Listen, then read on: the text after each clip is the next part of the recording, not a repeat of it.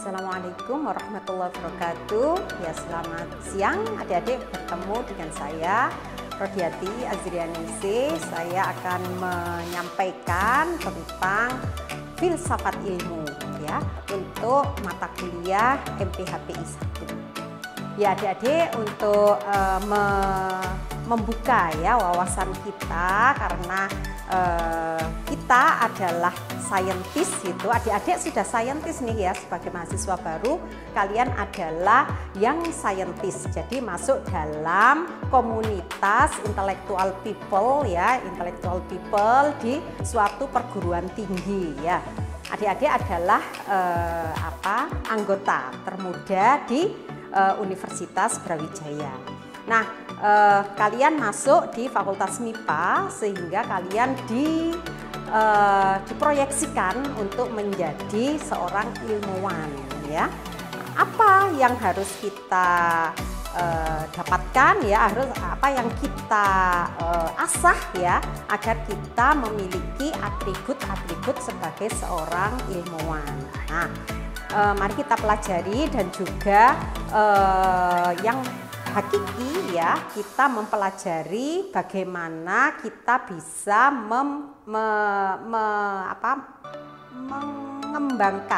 mengembangkan suatu pengetahuan ya. Pada dasarnya ya, pada filsafat ilmu itu kita mempelajari tentang bagaimana suatu ilmu itu didapatkan ya. Jadi suatu ilmu atau pengetahuan itu didapatkan melalui suatu perenungan ya, perenungan dan memikir, karena kemampuan berpikir itu adalah modal utama dari seorang ilmuwan. Karena itu mereka-mereka yang masuk di suatu perguruan tinggi dan menjadi dan akan diproyeksikan sebagai ilmuwan, itu mereka harus memiliki kecerdasan yang cukup untuk bisa berpikir dan menganalisis suatu fenomena ya. Mereka harus memiliki kemampuan untuk merenung ya, memikirkan suatu fenomena alam ya. Jadi hasil perenungan untuk mendapatkan pengetahuan yang sistematis ya, sistematis itu terstruktur dan terukur ya. Sistematis itu terstruktur dan terukur sehingga diperoleh hakiki pengetahuan tersebut ya. Jadi suatu pengetahuan itu memiliki 3 unsur ya: benar, baik, dan indah ya. Jadi pengetahuan itu memiliki suatu kebenaran. Kebenaran itu artinya ya, singkatnya dia itu, jadi benar itu dia itu teruji dan terbukti ya, itu benar. Jadi misalkan ada seseorang yang mengatakan bahwa dia bertemu si fulan di suatu tempat ya, maka bila kita konfirmasi kepada si fulan, iya saya tadi di suatu tempat tertentu di situ, benar ya. Jadi teruji dan terbukti gitu ya. Terus kemudian mengandung unsur kebaikan, baik ya. Baik itu bisa diterima ya. Baik itu sesuatu yang bisa diterima. Jadi kalau ini baik, berarti ini tidak baik atau buruk, artinya restriktif ya, artinya tidak bisa diterima, ditolak gitu ya. Nah, baik itu artinya diterima ya, baik oleh secara fisik ya, secara akal ya, maupun secara nurani gitu ya. Ada unsur kebaikan dan keindahan. Keindahan itu memiliki nilai nyaman ya. Kalau kita menangkap suatu keindahan, itu artinya kita senang ya, kita senang dan nyaman gitu adik-adik ya. Karena itu suatu pengetahuan itu sesuatu hal yang hakiki yang dimiliki oleh manusia, yang pada dasarnya pengetahuan itu dan pengembangan suatu ilmu itu dimiliki hanya oleh makhluk manusia gitu adik-adik ya. Itu manusia adalah makhluk yang dibekali oleh suatu ilmu atau pengetahuan. Nah, sebagai gambaran adik-adik ya, ada suatu, misalkan ada suatu fenomena alam. Ini Bu Rodi mengilustrasikan ilmuwan gitu adik-adik ya, itu identik dengan pemikir ya. Ilmuwan itu identik dengan pemikir. Nah, pemikir itu seringkali diilustrasikan sebagai seseorang yang karena memiliki banyak beban ya, banyak beban di kepala, akhirnya botak gitu ya. Terus kemudian rambutnya putih ya, banyak masalah ya, banyak yang ada di pikiran mereka ya, itu adalah suatu naluri ya. Suatu naluri ilmuwan, suatu naluri manusia yang memiliki kompetensi sebagai ilmuwan itu, mereka itu memikirkan ya, mereka selalu ingin tahu ya, mereka selalu ingin tahu, skeptis, ragu-ragu gitu ya, apa iya ya, apa begini ya gitu. Nah, rasa ingin tahu dan keraguan-raguan itu besar ya, dimiliki oleh seorang ilmuwan gitu. Nah, jadi dia tidak mudah menerima sesuatu, fenomena sesuatu begitu saja gitu. Nah, karena itu dia memiliki pemikiran ya, memiliki pemikiran, kemudian dianalisis, dinalar gitu. Nanti akan kalian pelajari bagaimana proses penalaran itu berlangsung ya. Kemudian setelah itu diuji ya, kemudian diuji, diteliti. Itu tadi Bro disampaikan bahwasanya sistematis itu bisa diukur ya, bisa diuji, bisa diukur ya. Itu dalam suatu kegiatan penelitian biasanya ya. Kemudian dari hasil pengujian itu, dari hasil penelitian itu kemudian diambil suatu simpulan atau disimpulkan. Nah, begitu ada kesimpulan dari hasil pengujian atau penelitian itu, dihasilkan suatu pengetahuan. Nah, pengetahuan ini kemudian yang disebut sebagai ilmu, begitu adik-adik ya. Nah, adapun ya untuk penalaran itu adik-adik ya, untuk seorang ilmuwan ya, seorang ilmuwan itu memang dia memiliki kompetensi untuk menalar dengan baik ya. Jadi dan itu harus dikembangkan, diasah gitu ya. Jadi dia memiliki kemampuan untuk berpikir sistematis ya, sistematis tadi terstruktur dan terukur gitu adik-adik ya. Nah, sistematis tadi itu akan menghasilkan pengetahuan. Pengetahuan tadi ada 3 ya unsurnya tadi ya. Jadi benar, baik, dan indah. Nah, dalam berpikir sistematis itu tadi ya, itu ada aspek logis ya, ada aspek logis. Logis itu artinya masuk akal ya, masuk akal. Logis ya, dia dapat diterima secara akal sehat gitu ya adik-adik. Kemudian sahih, tepat itu tadi ya, jadi teruji ya, teruji dan terbukti itu sahih adik-adik ya. Kemudian diterima manusia sehat pada umumnya. Nah, ini adalah baik dan indah begitu adik-adik. Kemudian dari modal itu tadi ya, ada aspek yang sudah ada tadi, kemudian ada proses penalaran. Penalaran selanjutnya itu tidak sekedar memenuhi 3 aspek tadi, tapi dia kemudian melakukan analisis ya.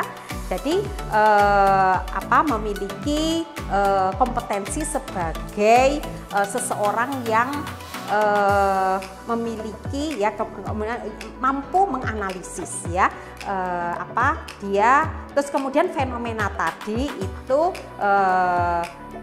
fenomena atau proses itu ada proses analitis ya, berpikir runut ya, menghubungkan satu hal dengan lainnya itu ya adik-adik ya. Jadi fenomena yang satu dengan fenomena yang lain itu mampu dihubungkan ya, dianalisis ya.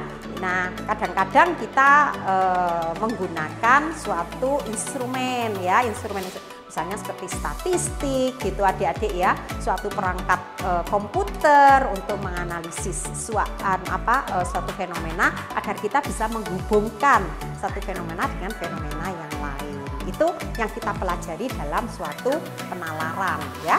Jadi semua ilmuwan itu harus memiliki kompetensi penalaran yang baik. Artinya berpikir sistematis ya, terstruktur dan terukur gitu adik-adik ya. Ya. Nah, adapun cabang ilmu pengetahuan itu ada dua adik-adik ya, ilmu alam. Nah, seperti kalian kuliah di FMIPA ini di Natural Sciences ya, di ilmu-ilmu alam ya. Adapun mungkin teman-teman kita yang di Fakultas Ilmu Sosial atau di ranah bidang sosial, mereka mengembangkan Social Sciences begitu adik-adik ya. Dan semua cabang ilmu pengetahuan itu menganut konsep yang tadi saya sampaikan ya. Nah, ini sejarah perkembangan iptek ya adik-adik ya. Jadi sekarang untuk bisa kita mengupdate kompetensi sebagai ilmuwan ya. Jadi ilmuwan itu sudah memiliki atribut seperti itu tadi, kemudian kita bisa menyampaikan kepada orang lain agar terbukti bahwa ilmu itu logis ya, kemudian tadi ya ada logis, diterima akal dengan baik begitu ya, terus kemudian teruji itu ya, sahih ya. Terus kemudian dia itu dapat diterima oleh manusia yang sehat, kemudian dapat dianalisis secara baik sehingga terstruktur dan indah begitu ya. Maka kita harus mengikuti perkembangan zaman, mengikuti perkembangan sistem dan mengikuti perkembangan zaman gitu adik ya. Kemampuan akan berkembang terus, yang saat ini sudah sampai pada perkembangan teknologi informasi ya, seperti AI gitu ya, artificial information gitu ya. Jadi itu perlu kita pelajari terus. Nah, karena seorang ilmuwan itu memang bersifat ingin tahu ya, selalu ingin tahu, aku ingin tahu gimana sih caranya gitu ya. Terus skeptis bener lah itu bagaimana, jadi begitu ya, ragu-ragu. Jadi rasa ingin tahu dan ragu-ragu, dan terus karena itu dia ingin mendapatkan suatu kepastian ya, untuk mendapatkan tiga hal tadi, benar, baik, dan indah gitu.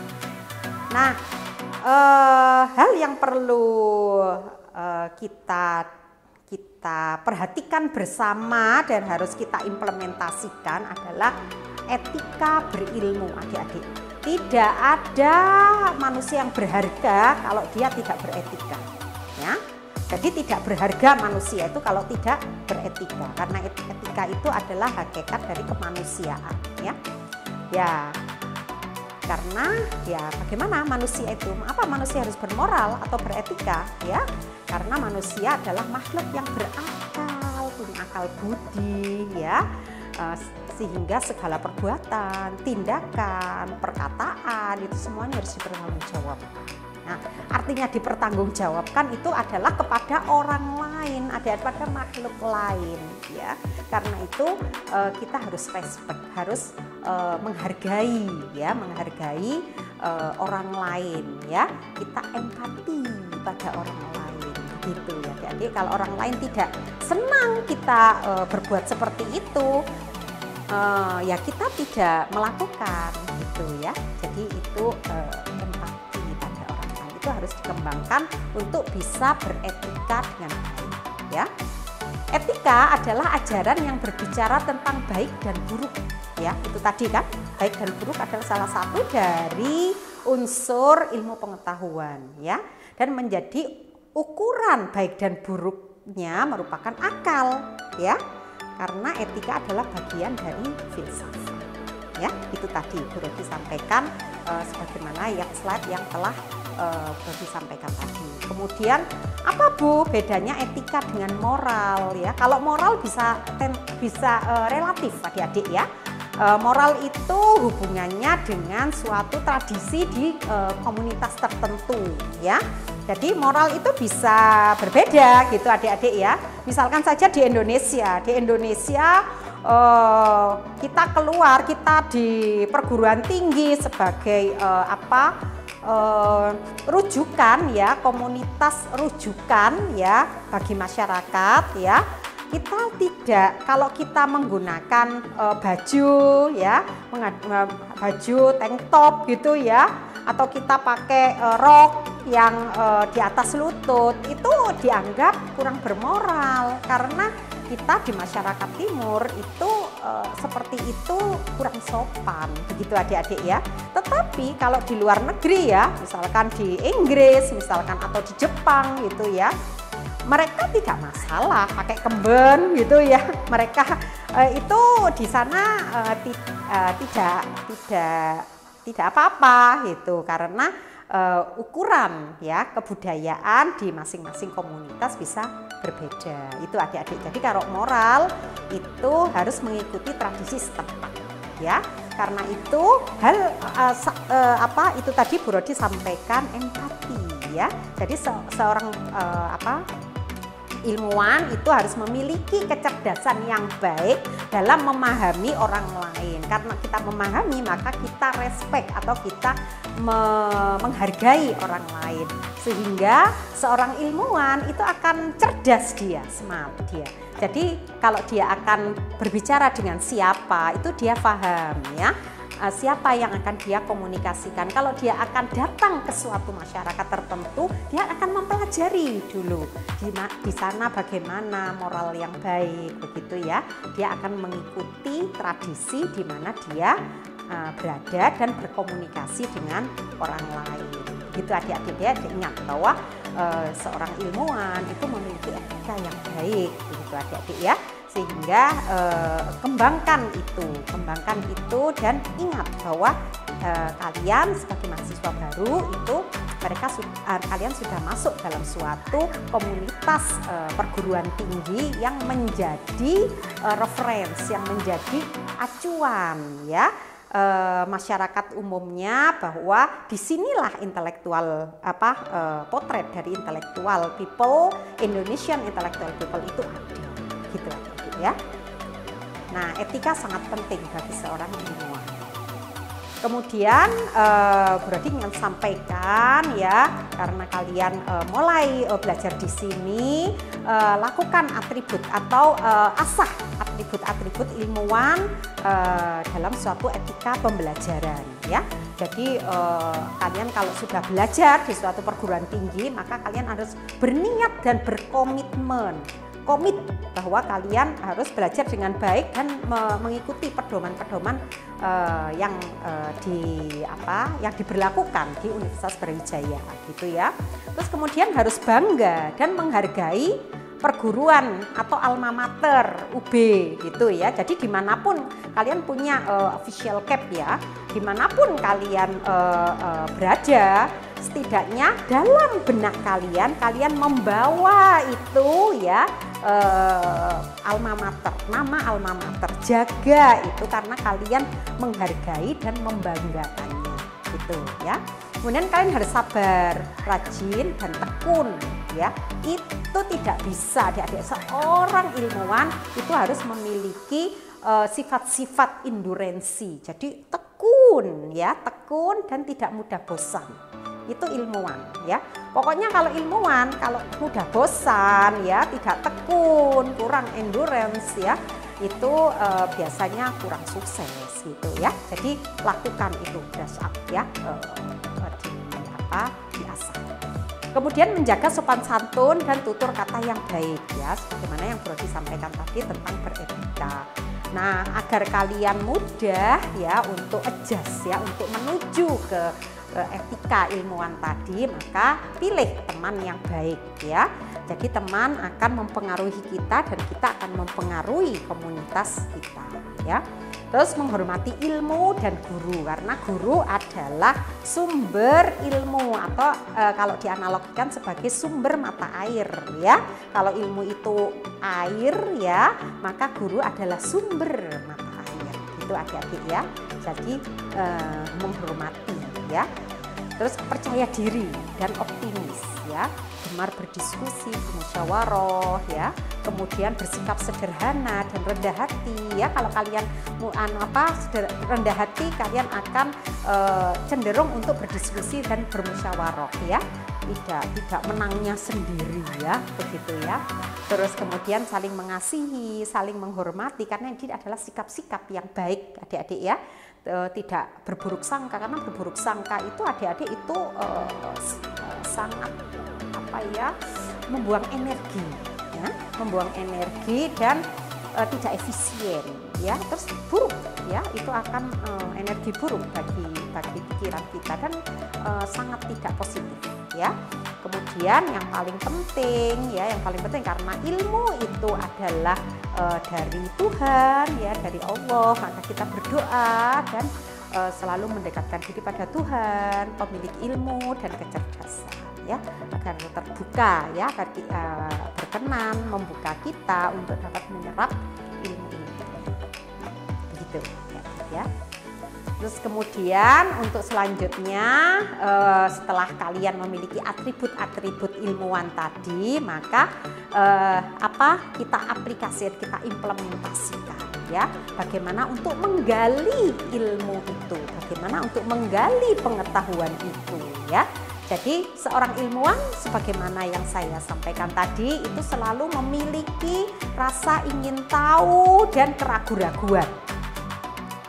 Nah, kalau sudah seperti itu, maka akan ada suatu permasalahan yang terus-menerus di pikirannya ya.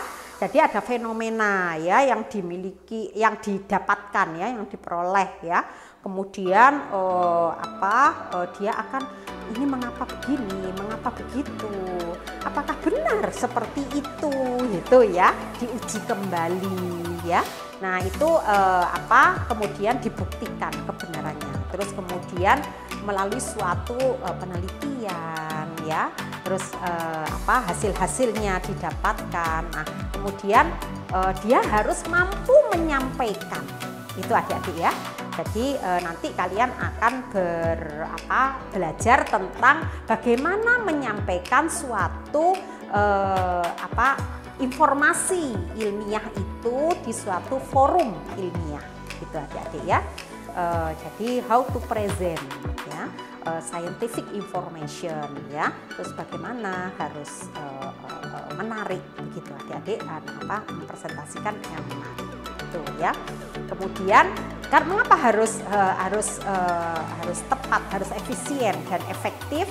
Karena harus terekam dan dipercaya oleh masyarakat. Karena tujuan dari pengetahuan itu ya, itu agar bisa diterima gitu adik-adik ya, diterima oleh orang lain atau oleh masyarakat. Nah ini adalah rangkaian seperti ini adalah rangkaian dari suatu metode ilmiah begitu ya. Jadi metode ilmiah adalah serangkaian metode atau cara kerja atau kegiatan yang runut dan sistematis untuk menemukan atau menguji suatu fenomena sebagai sumber pengetahuan. Nah, komponen atau unsur dari ya serangkaian metode tadi itu digambarkan dalam siklus seperti ini ya. Jadi ada gejala atau fenomena yang ditanyakan ya, ada suatu permasalahan atau skeptis tentang sesuatu keingintahuan ya. Kemudian dipelajari ya, belajar mengapa begini, siapa yang sudah mempelajarinya, bagaimana hasil dari pembelajaran yang lalu begitu ya. Jadi dari literatur itu dipelajari, kemudian disusun suatu hipotesis ya. Hipotesis ini kemudian diuji ya dalam suatu penelitian. Nah, dari hasil pengujian itu kemudian diperoleh jawaban ya dari fenomena yang ditanyakan itu ya. Inilah dari serangkaian dari proses metode ilmiah. Gitu, ya. Nah, jadi dapat disimpulkan ada 5 langkah metode ilmiah itu merumuskan masalah. Ya, merumuskan masalah ini itu biasanya ada pada introduction atau pada pendahuluan. Ya, nanti kalian akan mempelajari bagaimana menyusun suatu pendahuluan, menyampaikan suatu latar belakang sehingga muncul suatu masalah.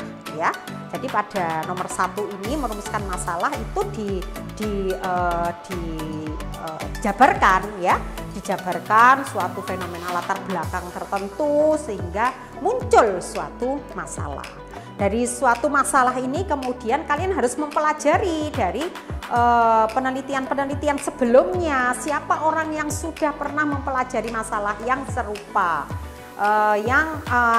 Siapa yang sudah menguji atau melakukan penelitian yang relevan dengan masalah tersebut, ya. Kemudian dari hasil kalian belajar, ya, dari belajar itu dari rumusan suatu tinjauan pustaka namanya, ya, tinjauan pustaka itu kemudian disusun suatu hipotesis.